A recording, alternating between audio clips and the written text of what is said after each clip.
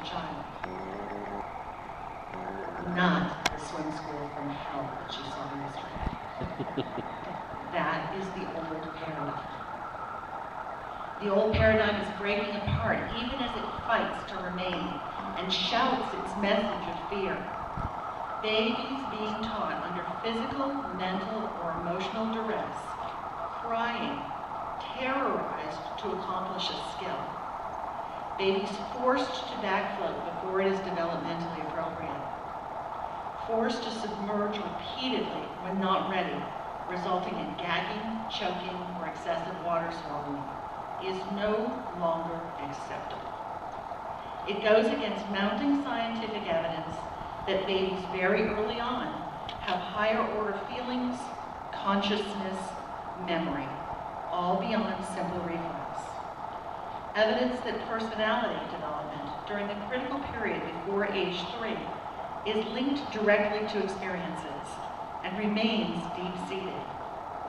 That stress produces harmful chemicals in the body, flushing them with adrenaline and cortisol. That abuse at the hands of adults has lifelong consequences to the abused. That a victim personality is not genetic or inherent, but learned, the result of being victimized. Using adult strength to overpower and manipulate the body of a defenseless baby is morally objectionable. And repeating it again and again in the sounds of cries, screams, and choking is inhumane.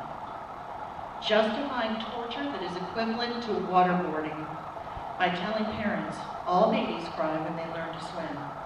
They'll get over it and eventually stop. Better they cry than you cry later, is simply not educationally or psychologically sound.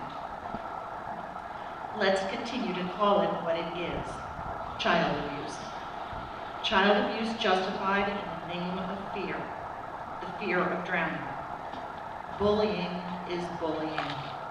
Trauma is trauma. Abuse is abuse. If we saw this same procedure done on land, in a setting for the same age group, in an educational setting, we would be appalled and the authorities would shut it down. Why should crying be any part of a learning scenario? Who learns under stress, tears, coercion? I certainly don't, and I don't think you did either. What you learn is that you hate what is being taught. There is another way to teach, to develop safety skills, to appropriately work with very young children. It requires conscience and consciousness on the part of the teacher. It requires time, readiness, respect, patience, and a pureness of heart and spirit whose intention is to teach at the learner's level of readiness.